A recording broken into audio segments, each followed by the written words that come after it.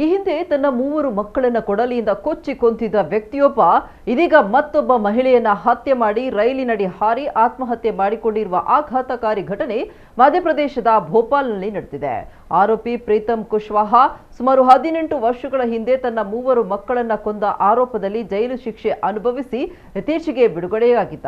ಜೈಲಿನಿಂದ ಬಂದ ನಂತರ ಆತನ ಊರಿನ ಜನರು ಆತನನ್ನ ಸೇರಿಸಿಕೊಳ್ಳದ ಕಾರಣ ಭೋಪಾಲ್ಗೆ ಬಂದು ತರಕಾರಿ ಮಾರ್ತಾ ಜೀವನ ನಡೆಸ್ತಾ ಇದ್ದ.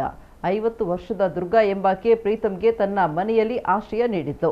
ಜೈಲಿನಿಂದ ಬಿಡುಗಡೆಯಾದ ನಂತರ ಸುಮಾರು 1 ವರ್ಷದಿಂದ ದುರ್ಗಾ ಮನೆಯಲ್ಲಿ ವಾಸಿಸ್ತಾ ಇದ್ದ. ದುರ್ಗಾ ಕಳೆದ 6 ತಿಂಗಳಿನಿಂದ ಮನೆ ಖಾಲಿ ಮಾಡುವಂತೆ ಪ್ರೀತಮ್ ಮೇಲೆ ಒತ್ತಡ ಹೇರ್ತಾ ಇದ್ದು. ಇದರಿಂದ ಕೋಪಗೊಂಡ ಆತ ಸೋಮವಾರ ಸಂಜೆ ಮನೆ ಖಾಲಿ ಮಾಡುವ ನೆಪದಲ್ಲಿ ಆಕೆಯನ್ನ ನಿರ್ಮಾಣ ಹಂತದ ಮನೆಗೆ ಕರೆದೊಯ್ದು 13 ಬಾರಿ ಚಾಕುವಿನಿಂದ ಇರಿದು ಭೀಭತ್ಸವಾಗಿ ಕೊಂದಿದ್ದಾನೆ ಎನ್ನಲಾಗಿದೆ. ಮಹಿಳೆಯನ್ನ ಕೊಂದ ನಂತರ ಪ್ರೀತಮ್ ಹೊರಗಿನಿಂದ ಬಾಗಿಲು ಹಾಕಿ ಪರಾರಿಯಾಗಿದ್ದ. ತದನಂತರ ನಿಶಾತ್ಪುರ ರೈಲು ನಿಲ್ದಾಣದ ಬಳಿ ರೈಲಿನಡಿ ಹಾರಿ ಆತ್ಮಹತ್ಯೆ ಮಾಡಿಕೊಂಡಿದ್ದಾನೆ. ಗೌತಮ್ ನಗರ ಪೊಲೀಸರು ಈ ಸಂಬಂಧ ಪ್ರಕರಣ ದಾಖಲಿಸಿಕೊಂಡು ತನಿಖೆ ನಡೆಸ್ತಾ ಇದ್ದಾರೆ.